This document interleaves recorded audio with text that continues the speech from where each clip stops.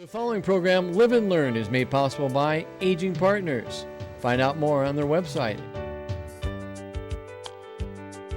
Hello, I'm Julie Masters. Finding ways to make a difference in the lives of others, especially younger adults, is an important and noble pursuit. Joining me today is Dr. Tom Osborne, co-founder of the Teammates Mentoring Program. He will share ways you can be involved in this vitally important program in our community. Stay tuned. Hi everyone, I'm Julie Masters and welcome to Live and Learn. Thanks to LNK TV, Dave Norris, and Aging Partners for producing this show. Also, thank you to the other Live and Learn co-hosts for your ongoing encouragement. Finally, a special thank you to the late Lita Paul Drake. You were missed. Now, I am both pleased and grateful to have Dr. Tom Osborne with us today. Dr. Osborne is the co-founder of the Teammates Mentoring Program. He is also a Hall of Fame football coach, served as athletic director for UNL, and was a Nebraska congressman for 2 years. Welcome, Dr. Osborne. Well, thank you, Julie. It's good to be here. Well, it's a delight to have you. Thank you so much. So can you tell us a little bit why you developed Teammates and what did you hope to accomplish? Well, I've been coaching for quite a while. Started in 1962 when actually Bob Devaney and I arrived on campus exactly the same month. And I didn't plan to be a coach. I thought I'd be a college professor or administrator. And one thing led to another and got into coaching in '62. And as time went by, I was struck by the changes that I was seeing in our young people, and particularly in terms of their living situation. Because back in the early '60s, when we went out to recruit somebody, very seldom did we recruit somebody who wasn't living under the same roof with both biological parents. But by 1991, when we decided to start something called Teammates, that had changed appreciably. And today, I would say probably over half of our young people are growing up without both biological parents, and roughly 40% are growing up with just single parent families. So the family structure changed. And then I think the culture became more complex in the late '60s, early '70s. We had Woodstock, and the drug culture began to hit us right between the eyes. We began to have to drug test our players in 1985, first time we had the technology. And then some of the media events. I think a lot of the things that you now can see on TV, on television, music lyrics, would not be allowed in the public domain maybe 20 years ago. So kids are really flooded with conflicting messages, and much of it is not very healthy. And so anyway, I just decided, got in front of our players one day, and I thought it might be able to help some kids in Lincoln, and probably be good for the players to get outside of their own domain and help somebody else. And so I just asked our team, I said, how many of you guys be willing to serve as mentors to some 7th or 8th grade boys in the Lincoln Public Schools? And 22 hands went up, so we went to schools, and they said, yeah, I think that'd be a good idea. And so we just told them to meet with them once a week, and then once a month we'd get them all together. We'd have a speaker and play some basketball and have some pizza, and that's how it all started. Were you surprised to see so many of your players raise their hand to say, I want to be a mentor? Well, I really didn't know what to expect. Okay. And I figured there'd be a few, but it was kind of amazing because some of those guys were pretty high-profile players. Will Shields played for the Chiefs for 14 years, and he's still in touch with his mentee, a lot of them. Wow. So anyway, it seemed to be something that caught on to some degree. Okay. Well, you know, we are now viewing a wonderful photo of Mrs. Osborne with her mentee. How often does the mentoring relationship continue beyond the first year? Now, you just mentioned Will Shields. Is that the exception, or is that more the norm? Well, our average length of match is right at 3 years. But we have a great many that are, I mentored a young guy for 12 years. And Nancy's relationship with Isabel Nichols was probably something like 8, 9, 10 years, and we're still in touch with Izzy. And so, but we try to have people, when they sign up, say that we're going to commit to at least 3 years, because by the time you build a solid relationship and a sense of trust, and I think it's important to really have an impact. It takes at least 3 years.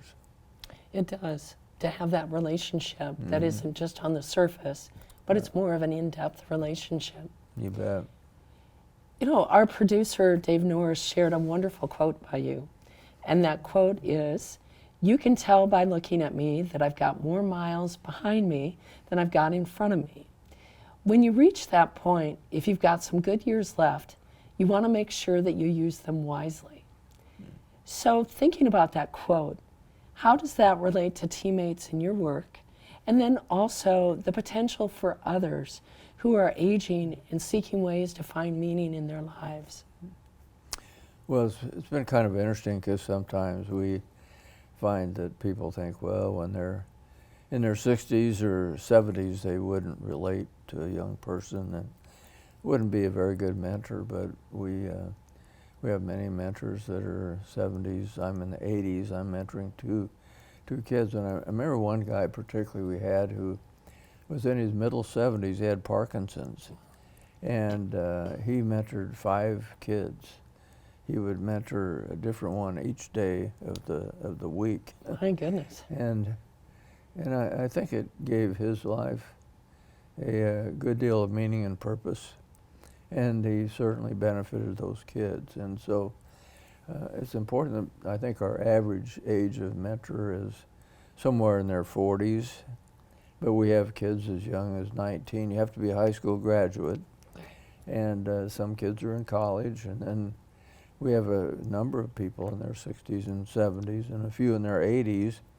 And I think, you know, we really have lost track sometimes of extended family. So many kids really grow up without having had a grandparent figure in their life, and somebody who's had a lot of life experience. So some of our best mentors are older people. Well, and I think about the example you provided of the gentleman being a mentor to 5 different children. That example gave those children an opportunity to see that even in the midst of a chronic disease, a person still can contribute. A person can still make a difference. And it's the researcher in us that would say, okay, what are those kids going to be like 10, 20, 30 years down the road, and how are they impacted? Right. Well, and the thing about mentoring that's interesting is you certainly affect the life of that mentee. 85% of our kids say they are more hopeful because of their mentor. And Gallup said that the #1 predictor of success later in life is hope, some feeling that things will get better, that there's light at the end of the tunnel. Our graduation rate this last year was 98%. That's and brilliant. It ranges over 90%, 95% consistently. And when you think of the fact that most of our young people are below the poverty line, and from single-parent families, that's pretty remarkable, because you would expect it to be more in the 70-75% range with that demographic. So there's certainly a lot of benefits from it, and but the extended thing is the ripple effect. Is that I remember we had we had a match up in Omaha, and this one young guy was not going to class very much, and he was missing several days of school, 20, 30 days a year. His mentee had a visit with him and finally they swung it around to where he started going to school, became a pretty good student. He got a scholarship to the University of Nebraska. Mhm. And of course that was quite a life change for that young guy. Then his brother saw what happened. Brother didn't have a mentor, but he saw what happened to his brother. And he also had been missing a lot of school. And so he changed his attendance around. He got a scholarship to Creighton. And then the mother saw what had happened to the two kids, and she didn't have a high school diploma. And she went back to high school, or got a GED, then went to college. And so the impact of that one mentor really affected that whole family. And so that's generally the case. If you can change a person's life for the better, you're going to affect that person's life, the children of that person, sometimes the grandkids. And I saw that in my own life. I saw it trickle down through 3 generations to me, and probably to the 2,000 players that I coached were impacted by that mentor that my grandfather had many years ago. So it does. It is very powerful in that sense. When you have somebody that believes in you, it does bring hope, doesn't it? Mm. So I have one last question for you, and that is, I think one of your many gifts is your ability to have a vision of the future, seeing 3 plays down the field. That's what made you a brilliant coach, a brilliant strategist, I think a brilliant congressman. I'll give that to you. You're laying it on pretty thick, Julie. I'm not laying on thick. I mean not that good. Well, all right. Anyway. I think you are. Anyways, what do you see as teammates' future? Well, right now we're in 5 states. We've fairly well blanketed in Nebraska, about 150 chapters here, school districts. And we're pretty heavily into Iowa and moving into Kansas, Wyoming, and South Dakota. And we'd like to, if we can, solidify that area. We've had a lot of requests from Texas, from Arizona, from Minnesota to expand, but you can kind of outkick your coverage to where, just like a franchise, McDonald's or whatever, you want to make sure that somebody doesn't have the name teammates and then go astray. And so well, we're taking it somewhat cautiously, but the thing about teammates that has been attractive to people is it costs 1/4 the national average. Our average cost per match is about $450, and nationally it's $1,600. And then the data that we've collected has been very positive. So we do have a lot of interest in expanding.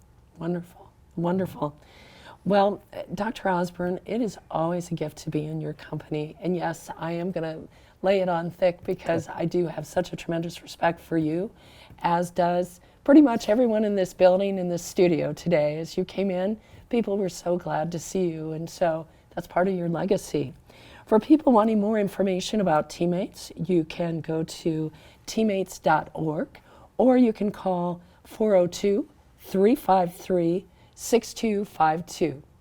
Remember, it's never too late to live and learn.